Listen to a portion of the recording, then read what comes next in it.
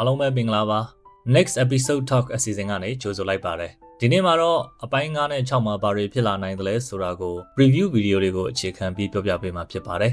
ဝူဂျူဟာနောက်ဆုံးမှာ Mary အပေါ်သူ့ထားတဲ့ခန်းစားချက်တွေကိုနက်နက်ရှိုင်းသူနားလည်ခဲ့ပါတယ်ဘာလို့လဲဆိုတော့ Mary ကသူ့အတွက်တူးတဲ့သောငွေချေးပေးတဲ့သူဖြစ်ခဲ့သလိုသူဒုက္ခရောက်နေခဲ့တဲ့အချိန်မှာလည်းအားပေးနှစ်သိမ့်ပေးတဲ့သူဖြစ်ခဲ့ပါတယ်Mary ကအလုပ်သွားချိန် Agent Director ဆန်ဟင်းကိုရှောင်ဖို့မျက်နှာကိုကွယ်ပြီးထွက်လာပေမဲ့လည်းမရှောင်နိုင်တဲ့အဆုံးမှာတော့နှုတ်ဆက်လိုက်ရပါသေးတယ်။အလုပ်သွားဖို့အိမ်ကထွက်လာတဲ့ Mary ကိုကားကြုံလိုက်ခဲ့ဖို့သူကပြောပါတယ်။နောက်တစ်ခါမှ Mary ကစစ်တပ်ထဲကသူ့တငယ်ချင်းနဲ့သွားတွေ့ပါတယ်။ထိုအချိန်ဝူဂျူရောက်လာပြီး Mary ကအံ့ဩခဲ့ပါတယ်။ Mary တငယ်ချင်းနဲ့ဝူဂျူတို့သိနေတာလည်းဖြစ်နိုင်ပါတယ်။အပြန်မှာဝူဂျူက Mary ကိုရှားဆောင်ပင်လေးတစ်ပင်လက်ဆောင်ပေးပါတယ်။ Mary ကလည်းဝူဂျူကိုသူတို့ရိုက်ထားတဲ့မင်္ဂလာဓာတ်ပုံအသေးလေးကိုပြန်ပေးပါတယ်။ဝူဂျူကပုံလေးကိုကြည့်ပြီးပျော်ရွှင်နေတဲ့ပုံပါ။အလုပ်ရောက်တော့မီတင်တက်ဖို့ခေါ်တဲ့သူ့ဖွာရုံငန်းကိုသွားတဲ့အချိန်မှာသူတို့ကုမ္ပဏီနဲ့အလုပ်တွဲလုပ်မယ်။ကုန်တိုက်ဒါရိုက်တာဆန်ဟင်းကိုကြိုမြင်တော့သူ့လင်းတွေပေါ်မှာစိုးလို့ဘိုင်နာကျင်အောင်ဆောင်ပြီးရုံငန်းအဝကနေပြန်လဲခဲ့ပါတယ်။ဒီချိန်မှာပဲမီတင်ကပြီးသွားပြီးသူ့လေးကသူ့ကိုမြင်ပြီးဒါရိုက်တာဆန်ဟင်းနဲ့မိတ်ဆက်ပေးလိုက်ပါတယ်။ထိုချိန်မှာရုံးကိုရောက်လာတဲ့ Mary နဲ့ထပ်တွေ့ကြပြီးတော့ Mary ကဒီဇိုင်းကုမ္ပဏီကဖြစ်ကြောင်းနဲ့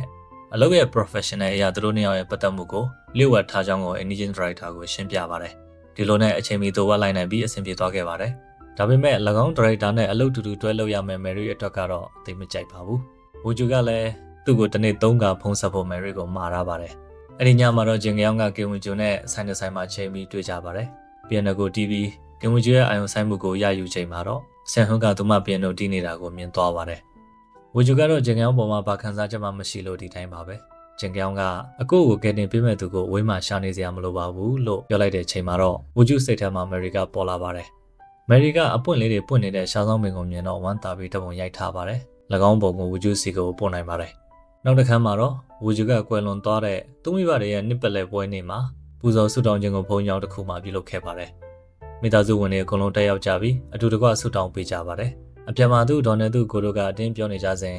မိသားစုတွေကကန်ထုတ်မခံရတာပဲကန်ကောင်းလာပြီမှဆိုတဲ့စကားကိုနောက်ကလိုက်လာတဲ့ဝူဂျူကကြားလိုက်ရပြီး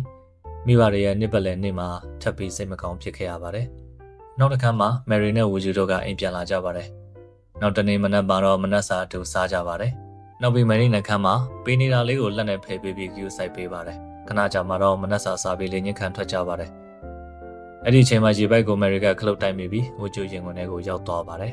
။တိုက်ဆန်တိုင်းဆိုလိုပဲမယ်ရီရီစာဟောင်းကရောက်လာပြီးအဝေးကနေမြင်သွားပါတယ်။အဲ့ဒီညမှာတော့မယ်ရီရီစာဟောင်းကသူ့မားခဲ့တာကိုလာပြီးတောင်းပန်ပါတယ်။မယ်ရီကလက်မခံပဲအိမ်ထဲပြန်ဝင်မယ်အလုပ်မှာတော့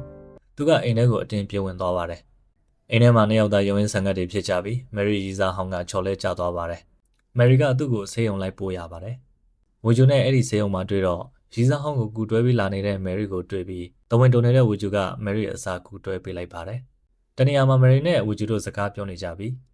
မယ်ရီကိုချားမျိုးသားနဲ့အတူရှိနေတာကိုမကြိုက်ကြောင်းနဲ့သူ့သဘောကျနေကြောင်းကိုဖွင့်ပြောခဲ့ပါတယ်။မယ်ရီလည်းအယံအံ့ဩခဲ့ပါတယ်။ဖြစ်နိုင်ခြေများတာကတော့ရီစာဟောင်းနဲ့ဝူဂျူတို့အကြားမှာအင်ကိစ္စရုံးကိစ္စတွေကြောင့်မယ်ရီတယောက်ပိုပြီးပြန်များလာနိုင်ပါတယ်။ရီစာဟောင်းကလည်းမယ်ရီစီပြန်လာကတ်ချိန်ကင်ဝူဂျူကလည်းမယ်ရီကိုဖွင့်ပြောပြီးဆိုတော့ရှေ့ဆက်တိုးကြပါလိမ့်မယ်။ဒါကတော့လာမယ့်အပိုင်းတွေပဲဖြစ်ပါတယ်။အဆုံးထိနားထောင်ပေးကြလို့အားလုံးကိုကျေးဇူးတင်ပါတယ်။